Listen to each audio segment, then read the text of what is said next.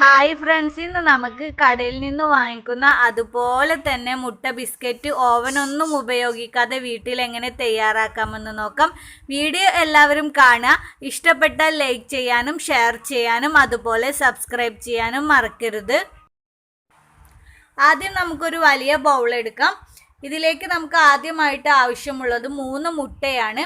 ഈ 3 മുട്ടയെയും നമുക്ക് ഈ ബൗളിലേക്ക് പൊട്ടിച്ച് ചേർക്കാം.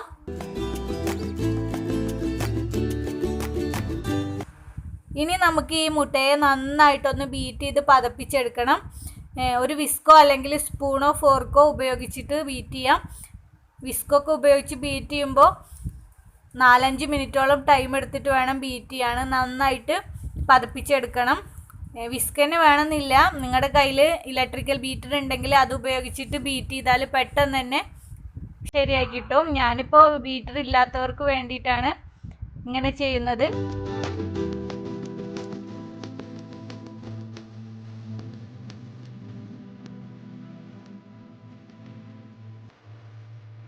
ഇതുപോലെ നന്നായിട്ട് മുട്ടയെ പതപ്പിച്ചെടുക്കണം.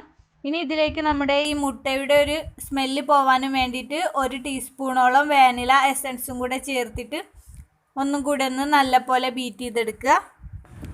ജസ്റ്റ് മിക്സ് ചെയ്തെടുത്താൽ പോരാ, നന്നായിട്ട് വാനില എസൻസിനെ ഇതിലേക്ക് ബീറ്റ് ചെയ്തെടുക്കാം. എന്നാലേ മുട്ടയുടെ മണമൊന്ന് പോയി കിട്ടുള്ളൂ. ഇനി ഇതിലേക്ക് നമുക്ക് 1/4 കപ്പ് പഞ്ചസാരയാണ് ചേർക്കേണ്ടത്.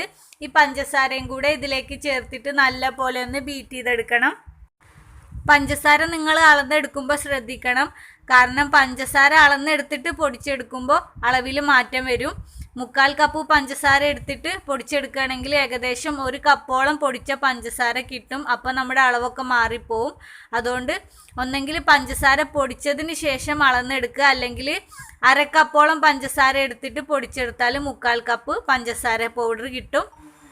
ഇനി ഇതിലേക്ക് 2 ടേബിൾ സ്പൂൺ മെൽറ്റ് ചെയ്ത നെയ്യ് ചേർക്കാം. നെയ്യ് തന്നെ വേണമെന്നില്ല, 2 ടേബിൾ സ്പൂൺ റിഫൈൻഡ് ഓയിലോ അല്ലെങ്കിൽ മെൽറ്റ് ചെയ്ത ബട്ടറോ ചേർക്കാം. ഏത് റിഫൈൻഡ് ഓയിലും ഉപയോഗിക്കാം. ഇനി ഇതിലേക്ക് നമുക്കൊരു 1/2 ടീസ്പൂൺ ബേക്കിംഗ് പൗഡറും കൂടെ ചേർക്കാം. 1/4 ടീസ്പൂൺ മഞ്ഞൾപ്പൊടി ചേർക്കാം. ഈ മഞ്ഞൾപ്പൊടി ചേർക്കുന്നത് കളറിന് വേണ്ടിയിട്ടാണ്. ഈ മഞ്ഞൾപ്പൊടിക്ക് പകരം നിങ്ങൾക്ക് ഫുഡ് കളർ വേണമെങ്കിൽ ഫുഡ് കളറും ചേർക്കാം. ഇനി നമുക്ക് ഒന്ന് നന്നായിട്ടൊന്ന് ബീറ്റ് ചെയ്തെടുക്കണം.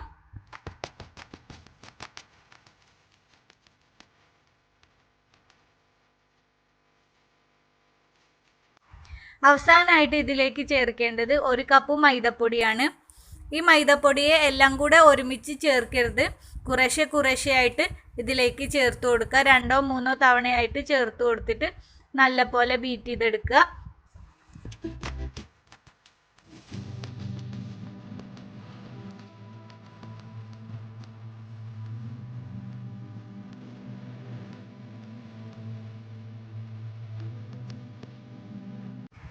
ഇപ്പോൾ മുട്ട ബിസ്ക്കറ്റിനുള്ള ബാറ്റർ റെഡി ആയിട്ടുണ്ട്. ഇനിയും ഇതിലേക്ക് മഞ്ഞ കളർ വേണമെന്നുള്ളവർക്ക് ഇനിയും ഫുഡ് കളറോ മഞ്ഞൾപ്പൊടിയോ ചേർക്കാം. അല്ലാതെ ഇതുപോലെ തന്നെ ബേക്ക് ചെയ്തെടുക്കുകയാണെങ്കിലും ബേക്കായി വരുമ്പോൾ ആവശ്യത്തിന് മഞ്ഞ കളറൊക്കെ ഉണ്ടാവും. ഇനി നമുക്കിത് ബേക്ക് ചെയ്യാനായിട്ട് വേണ്ടത് ഒരു ട്രേ ആണ്. ഈ ട്രേയിൽ ബട്ടർ പേപ്പർ വെച്ച് കൊടുക്കുക. ഇതിൻ്റെ മുകളിലേക്കായിട്ട് എണ്ണ ഒന്ന് ഗ്രീസ് ചെയ്തെടുക്കണം.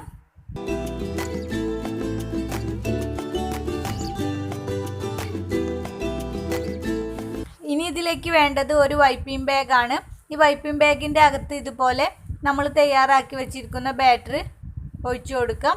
നിങ്ങളുടെ കയ്യിൽ ഇതുപോലത്തെ വൈപ്പിംഗ് ബാഗ് ഇല്ലെങ്കിൽ എന്തെങ്കിലും ഒരു കവറോ അല്ലെങ്കിൽ പ്ലാസ്റ്റിക്കിൻ്റെയൊക്കെ എന്തെങ്കിലും ബാഗൊക്കെ എടുത്തിട്ട് അടിഭാഗത്തൊന്ന് ചെറിയൊരു ഹോൾ ഇട്ട് കൊടുത്താലും മതി.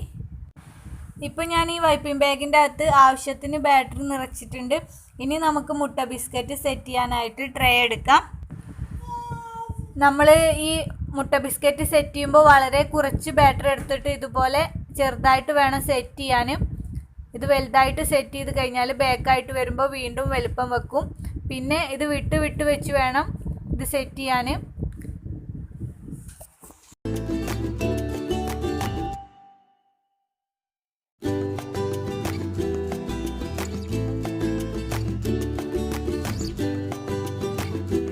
ഇതുപോലെ ട്രേയിൽ മുഴുവനായിട്ടും സെറ്റ് ചെയ്തെടുക്കണം. ഇനി നന്നായിട്ടൊന്ന് ടാപ്പ് ചെയ്യുക. ഇതിൽ എയർ ബബിൾസ് ഉണ്ടെങ്കിൽ പോവാനും വേണ്ടിയിട്ടാണ്. ഞാനിപ്പോൾ ഇത് ബേക്ക് ചെയ്യാൻ പോകുന്നത് ഇതുപോലുള്ളൊരു പാനിലാണ്. നിങ്ങൾക്ക് കുക്കറിലോ അല്ലെങ്കിൽ ഓവനിലോ ഒക്കെ ചെയ്യാം. ഇതിൻ്റെ അകത്തൊരു തട്ട് ഇറക്കി വെച്ചിട്ട് ഇതിൻ്റെ മുകളിൽ ട്രേ വെച്ച് കൊടുക്കുക. ആദ്യം നമുക്ക് ഇത് ചെയ്യുമ്പോൾ ഈ പാൻ ഒന്ന് പ്രീ ഹീറ്റ് ചെയ്തെടുക്കണം, നന്നായിട്ടൊന്ന് ചൂടാക്കുക. അതിനുശേഷം വേണം ട്രേ വെച്ച് കൊടുക്കാൻ. ഇനി ഇതിനെ അടച്ചു വെച്ചിട്ട് ലോ ഫ്ലെയിമിൽ 20 മിനിറ്റ് ബേക്ക് ചെയ്തെടുക്കുക. 20 മിനിറ്റിന് ശേഷം നമുക്കൊന്ന് തുറന്ന് നോക്കാം. ഇനി നമുക്കിത് തൊട്ട് നോക്കിയാൽ അറിയാം ഇത് കുക്കായിക്കണോ എന്ന്. ഇപ്പോൾ കണ്ടില്ലേ, ഇത് നല്ലപോലെ കുക്കായി വന്നിട്ടുണ്ട്. ഇനി നമുക്ക് ഫ്ലെയിം ഓഫ് ചെയ്ത് ഈ ട്രേയിനെ ഈ പാനിൽ നിന്നും മാറ്റാം. നന്നായിട്ട് തണുത്തതിന് ശേഷം ബിസ്ക്കറ്റിനെ ബട്ടർ പേപ്പറിൽ നിന്നും എടുത്തു മാറ്റുക, അല്ലെങ്കിൽ ബിസ്ക്കറ്റ് പൊട്ടിപ്പോവും. ഇതുപോലെ ഓരോന്നോരോന്നായിട്ട് എടുത്തു മാറ്റുക.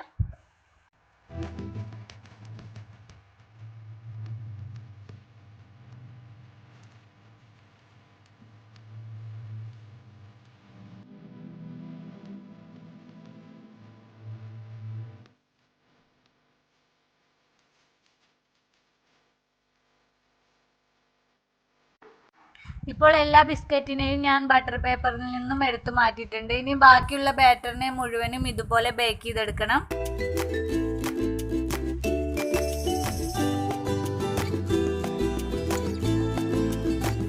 ഈ ബാറ്ററിനെ മുഴുവനും ഞാനിപ്പോൾ ബിസ്ക്കറ്റായി തയ്യാറാക്കി എടുത്തിട്ടുണ്ട്. കണ്ടില്ലേ, നല്ല അടിപൊളിയായിട്ട് കിട്ടിയിട്ടുണ്ട്. നമ്മൾ കടയിൽ നിന്ന് വാങ്ങിക്കുന്ന പോലെ തന്നെ മനോഹരമായിട്ട് കിട്ടിയിട്ടുണ്ട്. വളരെ ടേസ്റ്റുമുണ്ട്. അതുപോലെ തന്നെ എല്ലാവരും ട്രൈ ചെയ്ത് നോക്കുക. ഈ വീഡിയോ എല്ലാവർക്കും ഇഷ്ടപ്പെട്ടിട്ടുണ്ടെന്ന് വിചാരിക്കുന്നു. ഇഷ്ടപ്പെട്ടിട്ടുണ്ടെങ്കിൽ ലൈക്ക് ചെയ്യുക. ഇനിയും ഇതുപോലെയുള്ള റെസിപ്പികൾക്കായിട്ട് ഈ ചാനൽ സബ്സ്ക്രൈബ് ചെയ്യുക. Thank you for watching.